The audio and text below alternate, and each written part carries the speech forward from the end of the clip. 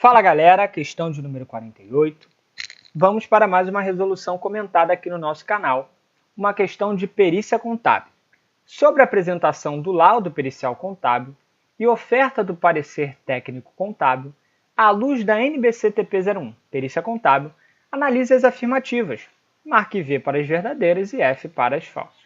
Questão bastante comum, onde são dadas aí 4 afirmações e nós devemos julgá-las se são verdadeiras ou falsas e logo em seguida assinalar a alternativa que traz uma sequência correta.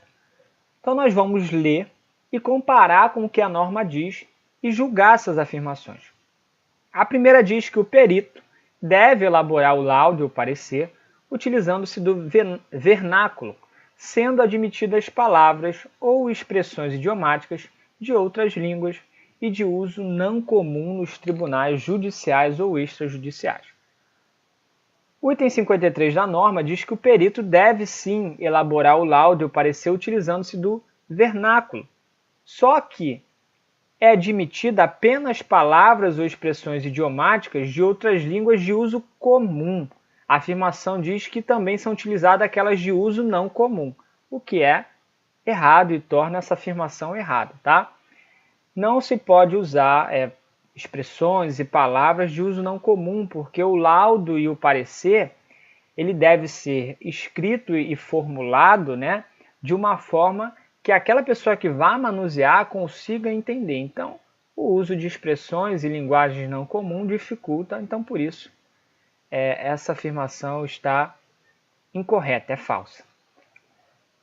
Segunda afirmação diz, tratando-se de termos técnicos atinentes à profissão contábil, devem, quando necessário, ser acrescidos de esclarecimentos adicionais e recomendada a utilização daqueles consagrados pela doutrina contábil. Através do item 52, nós verificamos que essa afirmação é correta. Ela foi justamente extraída desse item, tá? É recomendado na elaboração do laudo e do parecer que você utilize aqueles termos já consagrados pela doutrina contábil, já conhecidos, né? E quando for necessário, alguns termos técnicos, se você precisar dar algum esclarecimento sobre ele, você deve fazer isso. Então, portanto, a alternativa é verdadeira. Já analisamos a primeira, que é falsa, e a segunda, verdadeira. Então, só pode ser a letra B ou a letra D. Vamos à terceira afirmação. O laudo e o parecer são, respectivamente, orientados e conduzidos pelo perito do juízo, que adotará padrão próprio, respeitada a estrutura prevista na norma NBC-TP 01, devendo ser redigidos de forma circunstanciada, clara, objetiva, sequencial e lógica. Talvez das 3 afirmações, esta era uma das mais fáceis, né? Se você tem um conhecimento, ainda que básico, sobre a NBC-TP 01, você vai verificar que o laudo ele é de incumbência do perito do juízo e o parecer é de incumbência do perito assistente. Aqui nessa afirmação, ela diz que tanto o laudo e o parecer são orientados e conduzidos pelo perito do juízo, e nós sabemos que não é bem assim, né? Só para trazer aqui a norma, o item 50 diz que o laudo e o parecer são, respectivamente, orientados e conduzidos pelo perito do juízo, no caso do laudo, e o perito assistente no caso do parecer, que adotarão padrão próprio, respeitada a estrutura prevista nesta norma, devendo ser redigidos de forma circunstanciada, clara, objetiva, sequencial e lógica. Então, por atribuir a função do laudo e do parecer somente ao perito do juízo, a afirmação de número 3 é falsa. Então, logicamente, só sobra aqui a alternativa D como resposta correta.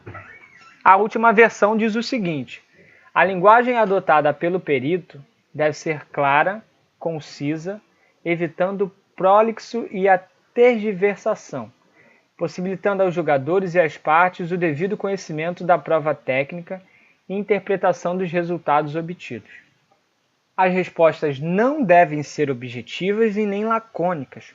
Os termos técnicos devem ser inseridos no laudo e no parecer, de modo a se obter uma redação que qualifique o trabalho pericial, respeitadas as normas brasileiras de contabilidade. O item 51 diz: a linguagem adotada pelo perito deve ser clara, concisa, evitando prolixo e a tergiversação, possibilitando aos jogadores e as partes o devido conhecimento da prova técnica e interpretação dos resultados obtidos. Até então, a frase diz isso e está correta.